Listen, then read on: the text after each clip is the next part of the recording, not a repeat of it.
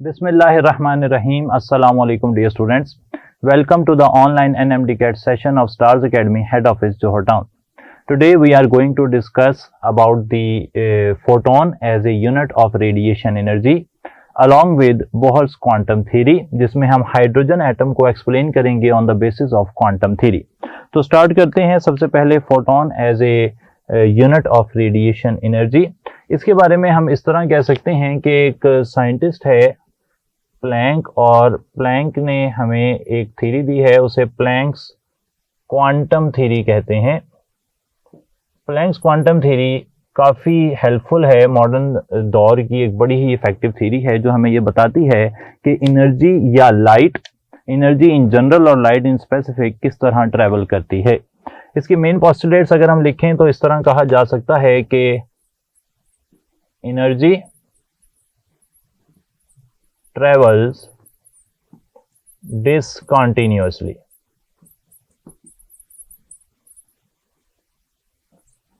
Energy discontinuously travel करती है और एनर्जी ट्रैवल करती है in the form of quanta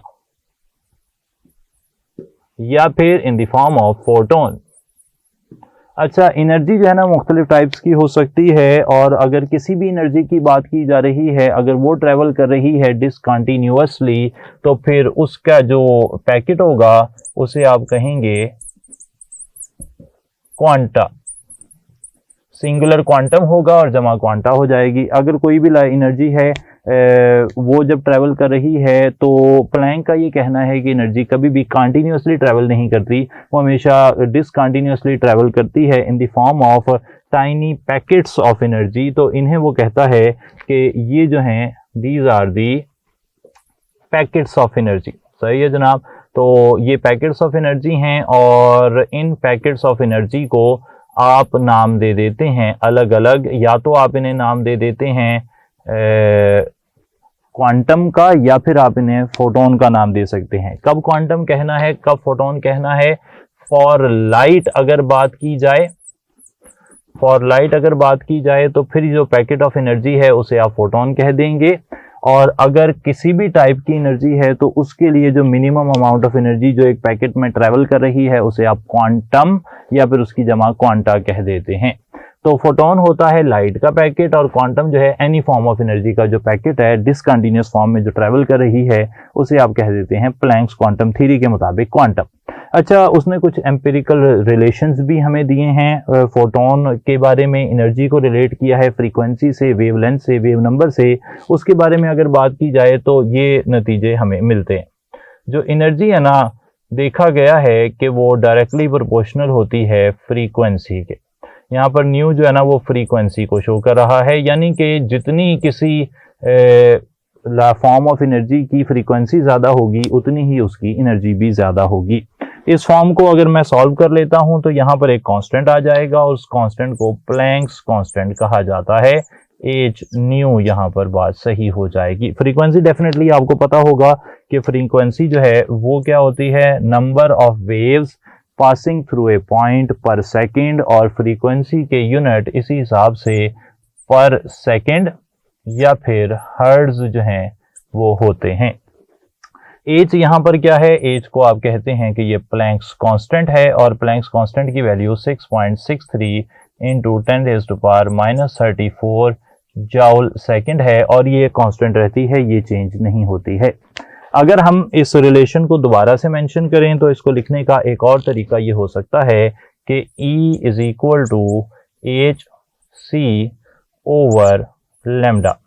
यहाँ पर दो नई टर्म्स आ गई, एक तो है सी, सी को आप नाम दे देते हैं कि ये स्पीड ऑफ लाइट है और ये है स्पीड ऑफ लाइट। ये भी अगर यहाँ पर कांस्टेंट के तौर पर काम कर रही है, तो अगर एच भी कांस्टेंट है, सी भी कांस्टेंट है, तो ई और लेमडा के दरमियान में इनवर्स रिलेशन बन रहा है। लेमडा को आप कह देते हैं कि ये वेव लेंथ है। वेवलेंथ होता है the distance between two adjacent crests और ट्रफ्स। इस आइडिया को मैं क्लियर कर देता हूँ। वैसे फिजिक्स में तो आप इसे अच्छी तरह जानते हैं लेकिन ये जो डिस्टेंस है या ये जो डिस्टेंस है इसे कहा जाता है लैम्डा। एडजेसेंट दो क्रेस्ट्स या ट्रफ्स के दरमियान में जो फासला होता है उसे आप लैम्डा कहते हैं, वेवलेंथ कहते हैं। वेवलेंथ के यूनिट की अगर बात की जाए तो वेवलेंथ का यूनिट जो है वो हो सकता है फॉर एग्जांपल मीटर भी आप ले सकते हैं, सेंटीमीटर भी ले सकते हैं, मिलीमीटर, यानी कि कोई भी लेंथ का जो यूनिट है वो आप इस्तेमाल कर सकते हैं वेवलेंथ के लिए। नैनोमीटर में भी वेवलेंथ होती है डेफिनेटली। तो अगर बहुत छोटी वेव है जैसे कि एक्सरे से एसोसिएटेड वेव है या फिर इलेक्ट्रॉन्स की वेव है तो फिर वो नैनोमीटर के अंदर उनका लैम्डा जो है वो होता है। इसी तरीके से एक और रिलेशन यहाँ पर बन सकता है और उस रिलेशन की अगर मैं बात करता हूँ तो वो रिलेशन होता है E is equal to H c nu bar. H c nu bar हो सकता है। यहाँ पर जो न्यू बार है उसकी बात की जाए तो न्यू बार को आप नाम देते हैं कि ये है वेव नंबर। वेव नंबर जो होता है ये नंबर ऑफ वेव्स हैं पर यूनिट लेंथ। एक यूनिट लेंथ में कितनी वेव्स हैं उसे आप वेव नंबर कहते हैं। यहां से मैं अहम बातें अगर हाईलाइट करूं तो वो ये है कि अगर फ्रीक्वेंसी किसी वेव की ज्यादा होगी तो उसके साथ एसोसिएटेड एनर्जी भी ज्यादा होगी। सिमिलरली अगर वेव नंबर ज्यादा होगा तो भी एनर्जी ज्यादा हो जाएगी। और तीसरी तरफ अगर लैम्डा ज्यादा होगा तो इनवर्स रिलेशन की वजह से उसकी एनर्जी जो है वो कम हो जाएगी। ये कुछ अहम नतीजे हम निकाल सकते हैं प्लैंक्स क्वांटम थ्योरी से। इन इंफॉर्मेशंस को मैं इस्तेमाल करता हूँ ज़रा और अपना idea with respect to Planck's quantum theory और एनर्जी ऑफ फोटोन वो क्लियर करने की कोशिश करते हैं हम। फॉर एग्जांपल मैं यहाँ पर कोशिश करता हूँ कि कुछ वेव्स ड्रॉ कर लूँ। अप्रोक्सीमेटली वेव ड्रॉ की है मैंने। एक और वेव ड्रॉ कर ली है, थर्ड वेव और फोर्थ वेव। मैंने यहाँ पर 4 वेव्स ड्रॉ कर ली हैं और मैं इनके हवाले से आपसे इंफॉर्मेशन डिस्कस करना चाह रहा हूँ। और इंफॉर्मेशन ये है कि which of the following wave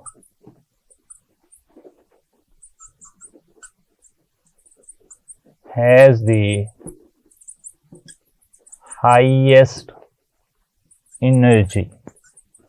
4 waves हैं, आपने ये सोचना है कि इनमें से सबसे ज्यादा एनर्जी किस वेव के साथ एसोसिएटेड है।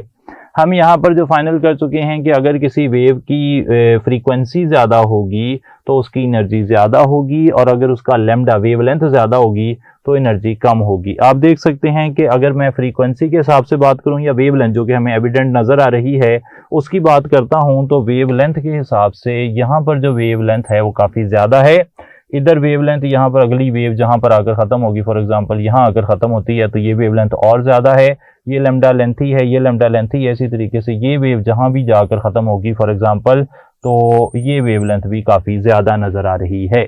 जबकि ये जो हमारी पहली वेव है इसको देखें, इसका लैम्डा सबसे कम है और लैम्डा कम होने के साथ साथ जब लैम्डा कम होता है तो फिर फ्रीक्वेंसी को क्या होता है, फ्रीक्वेंसी ज्यादा हो जाती है। ये जो एरिया अगर मैं इस पॉइंट से इस पॉइंट तक जज करूं तो यहाँ पर ज्यादा नंबर ऑफ वेव्स हैं, वेव नंबर भी ज्यादा है, फ्रीक्वेंसी भी ज्यादा है, लैम्डा भी कम है। सारी बातें जस्टिफाई कर रही हैं कि जो अल्फा ऑप्शन है हमारा उसके पास हाईएस्ट एनर्जी होगी। हाईएस्ट एनर्जी अकेला सवाल नहीं है जो इस तरह पूछा जा सकता है, आपको फ्रीक्वेंसी इवन पूछी जा सकती है, लैम्डा पूछा जा सकता है, वेव नंबर पूछा जा सकता है इस तरह। और आप हमेशा जो है वो कहेंगे क्या कि जिसके पास जो ये इसको देखकर आप नंबर ऑफ वेव्स को देखकर पर यूनिट लेंथ पर सेकंड जो एक जगह से जा रही है लैम्डा को कंपेयर करके आप सबके बारे में रिलेटिव एनर्जीज का कॉन्सेप्ट, रिलेटिव फ्रीक्वेंसीज का कॉन्सेप्ट और दीगर बातें जो हैं वो डिस्कस कर सकते हैं। तो ये वाली बात यहाँ पर हमने फाइनल कर ली। इसके बाद आगे की तरफ अगर हम चलते हैं तो एक और तरह सवाल को पूछ लेते हैं। वो सवाल ये हो जाएगा कि which of the following statements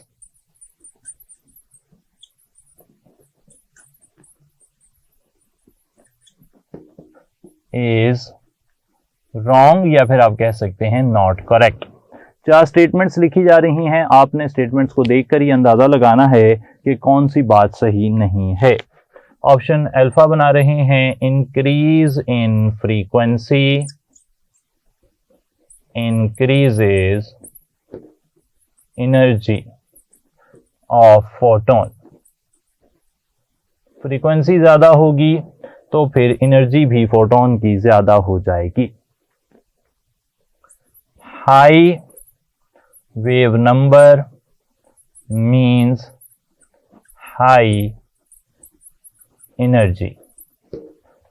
Charlie option देख लेते हैं। Higher Planck's constant means higher energy. Delta option देख लेते हैं। Lower wavelength means higher energy. चार ऑप्शन यहां पर हमने लिख दिए और अब इसमें से कौन सी स्टेटमेंट इनकरेक्ट है हमारे डाटा के मुताबिक, तो हम जानते हैं कि फ्रीक्वेंसी ज्यादा होगी एनर्जी ज्यादा होगी, अल्फा ऑप्शन सही है। दूसरा ऑप्शन देख लें, वेव नंबर ज्यादा होगा एनर्जी ज्यादा होगी, बिल्कुल बात सही है। डेल्टा ऑप्शन देख लें, लेमडा कम होगा तो एनर्जी ज्यादा होगी, इन्वर्सली प्रोपोर्शनल है, बिल्कुल सही है। चार्ली ऑप्शन यहां पर सही नहीं लग रहा क्योंकि चार्ली ऑप्शन के मुताबिक अगर एच बढ़ता है तो एनर्जी बढ़ती है। हालांकि इक्वेशन में ऐसा नजर आ रहा है कि ई और एच के दरमियान में डायरेक्ट रिलेशन है, लेकिन हमने फाइनल कर लिया कि H is constant, it's Planck's constant और ये चेंज नहीं होता। जब ये चेंज नहीं होता तो फिर इसकी ज्यादा वैल्यू वाला कॉन्सेप्ट जो है ना वो एग्जिस्ट नहीं करता। ये कांस्टेंट है, इसने चेंज नहीं होना, चेंज होना है तो लैम्डा ने चेंज होना है, चेंज होना है तो फ्रीक्वेंसी ने चेंज होना है या फिर वेव नंबर ने चेंज होना है। एज का चेंज होना नहीं बनता, एज चेंज होता भी नहीं है। तो ये इन्फॉर्मेशन यहाँ से आपने याद रखनी है। तो इस तरह के सवाल आपको यहाँ से पूछे जा सकते हैं। आगे चलते हुए अगर हम बात करें तो हमारा टॉपिक आ जाता है कि हम हाइड्रोजन एटम को एक्सप्लेन करें on the basis of quantum theory. और hydrogen atom on basis of quantum theory, इसकी बात कर रहे हैं। अच्छा, हाइड्रोजन एटम को जब आप क्वांटम थ्योरी की बेस पर डिस्कस करें ना तो फिर वहां पर आपको बनाना पड़ता है, कॉन्सेप्ट लेकर आना पड़ता है बोहर्स एटॉमिक मॉडल का और उसकी जनरल डिस्क्रिप्शन देखनी पड़ती है। तो बोहर्स एटॉमिक मॉडल हमें करना चाहिए, उसके पोस्टुलेट्स हमें पता होने चाहिए। बोहर्स एटॉमिक मॉडल को समझने के लिए मैं एक न्यूक्लियस बनाता हूं और उसके साथ मुख्तलिफ शेल्स ड्रॉ कर लेता हूं। जी, बोहर्स एटॉमिक मॉडल के मुताबिक एक एटम के पास मुख्तलिफ, फॉर एग्जांपल हाइड्रोजन है, उसकी बात अगर की जाए तो हाइड्रोजन के पास डिफरेंट क्वांटाइज्ड एनर्जी स्टेट्स होते हैं। इन्हें मैं हाईलाइट कर लेता हूं। Electron can revolve in only one of the several quantized energy states. Quantized energy states में ही इलेक्ट्रॉन जो है वो घूम सकता है और इन क्वांटाइज्ड एनर्जी स्टेट्स को नाम दिया जाता है ऑर्बिट्स का, या फिर जिन्हें शेल्स का नाम भी दिया जाएगा। क्वांटाइज्ड एनर्जी स्टेट्स में वर्ड जो क्वांटाइज्ड है इसका तर्जमा कर लें, इसका मतलब होता है फिक्स्ड एनर्जी। तो फिक्स्ड एनर्जी वाले कुछ सब ऑर्बिट होते हैं, न्यूक्लियस के गिर्द कुछ खास पॉइंट्स होते हैं जहां पर इलेक्ट्रॉन जो है वो मूव कर सकता है, इसके आगे पीछे इलेक्ट्रॉन मूव नहीं कर सकता। ये बात आपने याद रखनी है। जब क्वांटाइज्ड एनर्जी स्टेट है उसका एंगुलर मोमेंटम जो है वो फिक्स होता है और क्वांटाइज्ड एनर्जी स्टेट की जो एंगुलर मोमेंटम है उसके लिए वैल्यू आपने याद रख लेनी है, mvr is equal to NH over 2 पाई।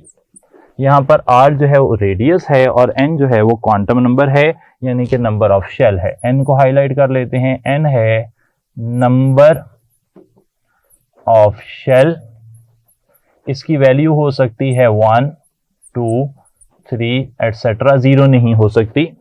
और r जो है वो है रेडियस ऑफ शेल, r है रेडियस,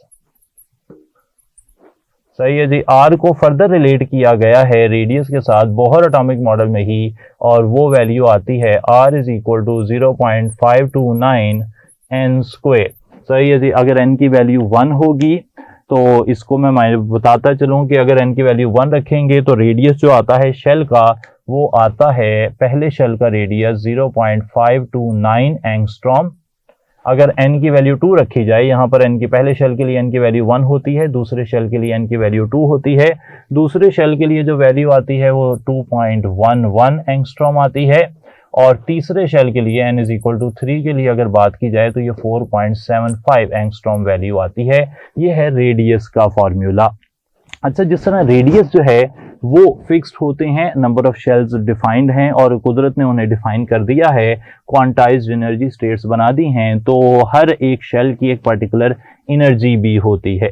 उस पर्टिकुलर एनर्जी को डिस्क्राइब कर लेते हैं, उस पर्टिकुलर एनर्जी को डिस्क्राइब करते हैं। जरा एनर्जी को डिफाइन करते हुए ये देखें जरा कि एनर्जी के लिए एक फार्मूला निकाला है बोहर ने, और वो होता है -1313.315 ओवर n² किलो जूल पर मोल।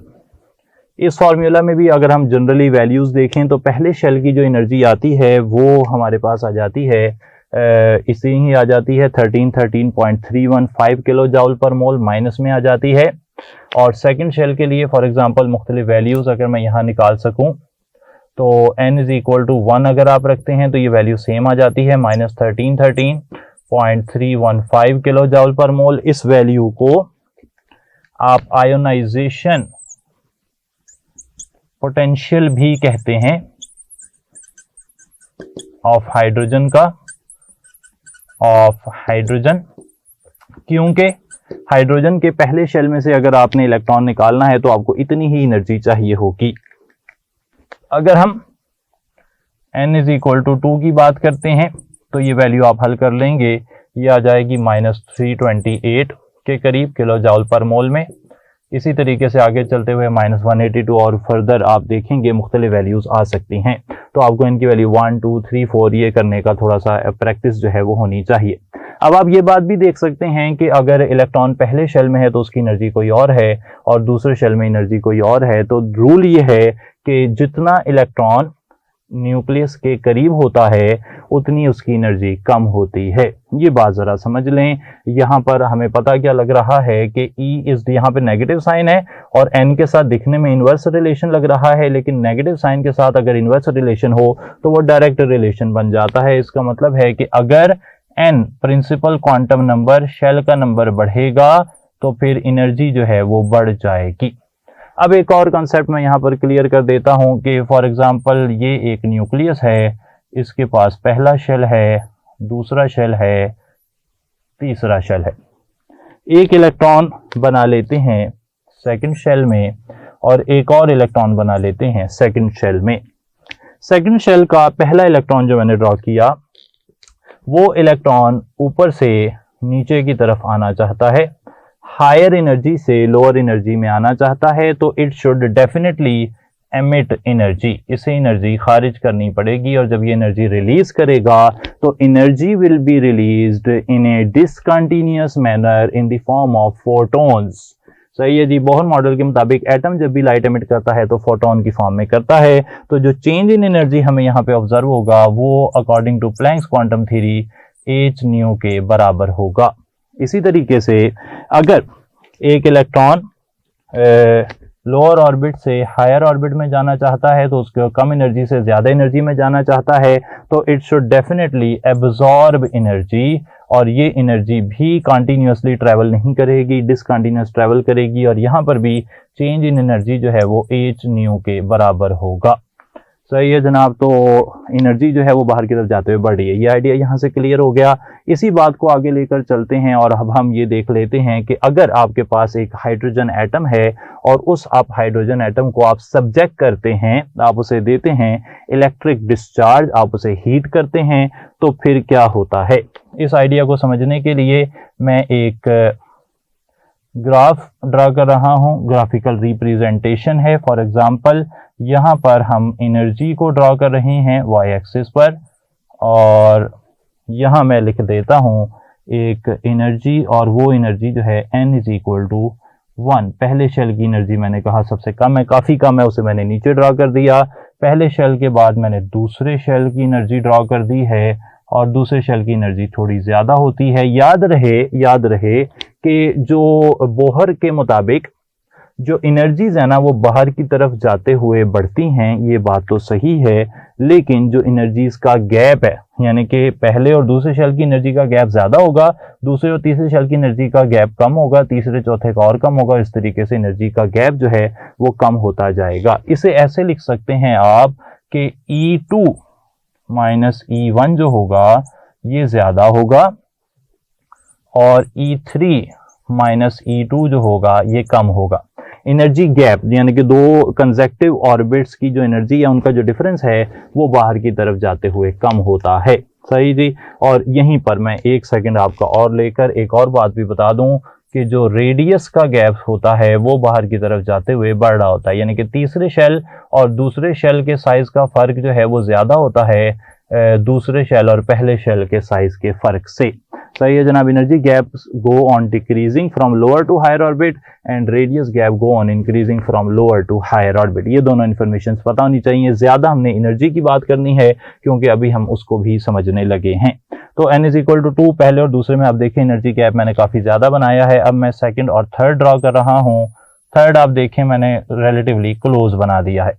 अब फोर्थ में मैं और थोड़ा सा क्लोज बनाऊंगा क्योंकि मैंने ये शो करना है कि एनर्जी गैप जो है अकॉर्डिंग टू बोहर जब आप लोअर से हायर ऑर्बिट में जाते हैं तो हर दो ऑर्बिट्स के दरमियान में जो एनर्जी गैप होता है वो कम होता जाता है।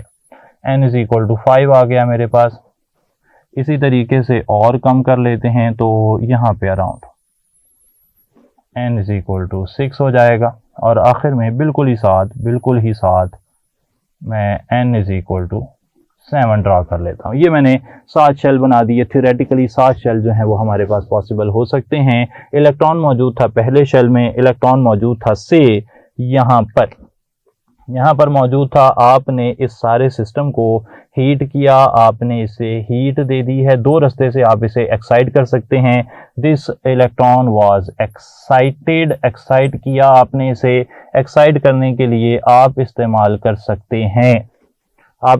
सकते हैं इलेक्ट्रिसिटी, जिसे इलेक्ट्रिक डिस्चार्ज कहते हैं, या फिर आप इस्तेमाल कर सकते हैं हीटिंग, या आप हीट इस्तेमाल कर सकते हैं। दोनों ही हालतों में इलेक्ट्रॉन n1 से एक्साइट होकर कहीं पर चला गया है।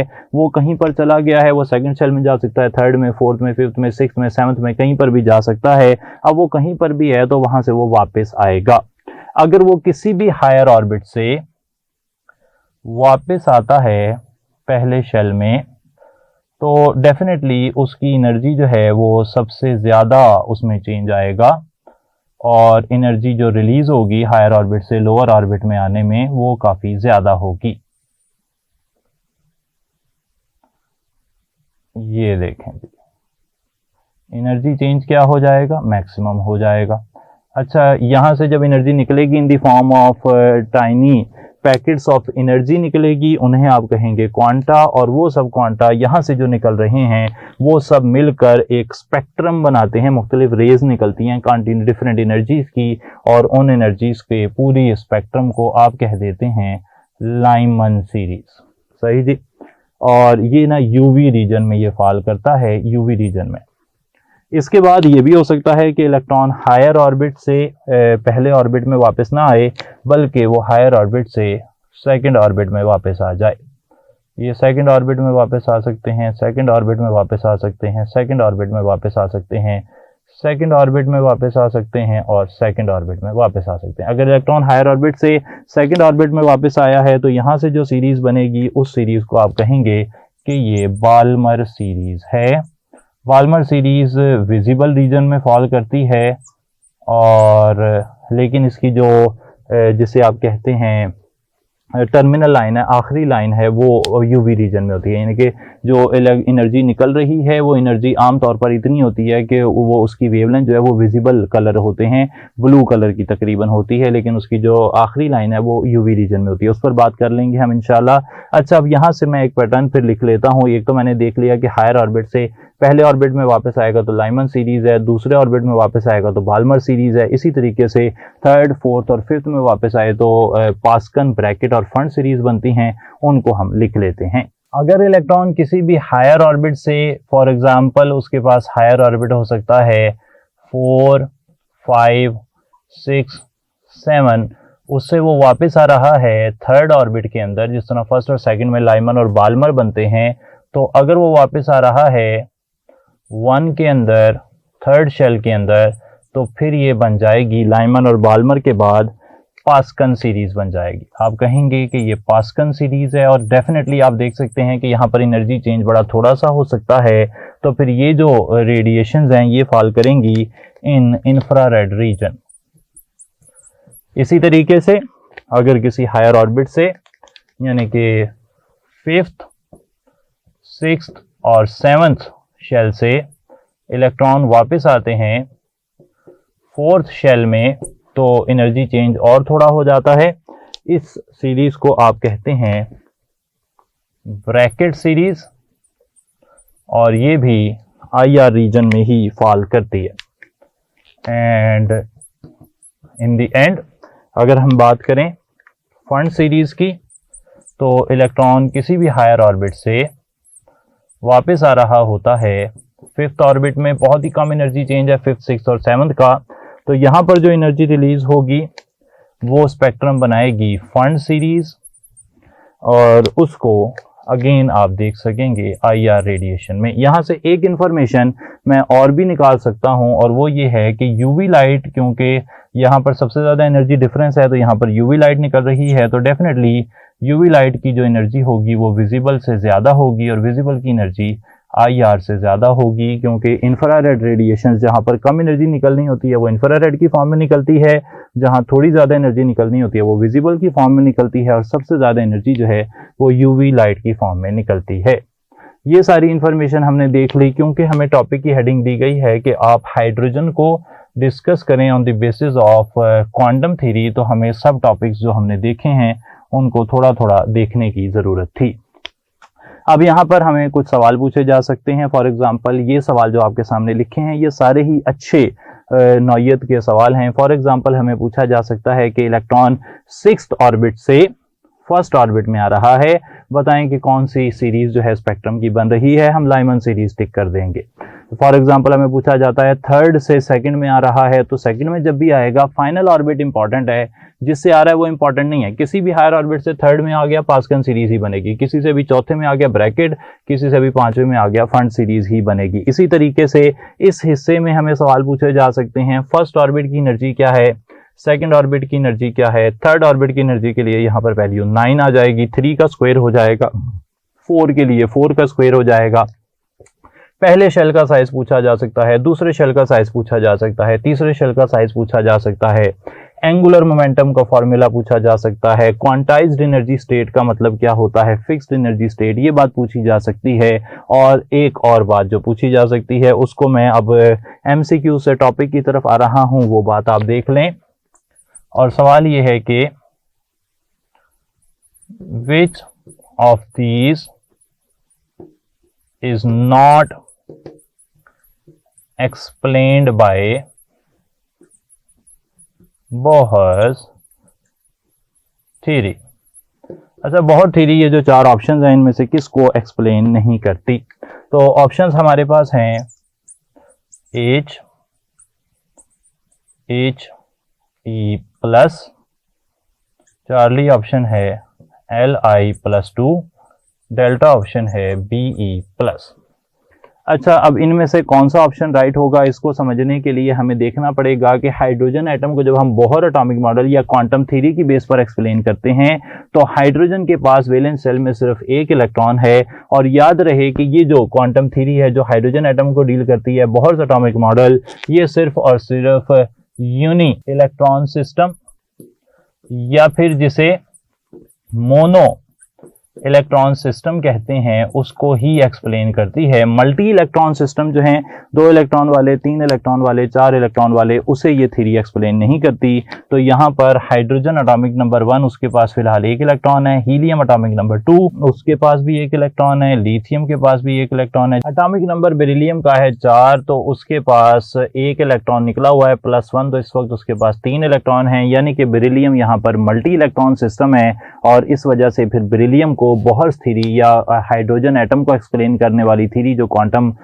मैकेनिक्स पर बेस करती है वो बेरिलियम को डील नहीं कर सकेगी। आप कहेंगे कि this beryllium plus is not explained bye Bohr's theory. सही है जनाब। अच्छा, अब यहाँ पर एक और सवाल बना रहे हैं, आखिरी सवाल होगा हमारी डिस्कशन का, और उसमें हम देखेंगे कि किस तरह ये जो बोहर मॉडल है ये एक्सप्लेन करता है मुख्तलिफ चीज़ों को। ओके जी, सवाल ये है कि electron according to Bohr can exist alpha option in any shell, beta option देख लें in first shell when most stable, hydrogen के रेफरेंस से बात हो रही है। in higher shells when with higher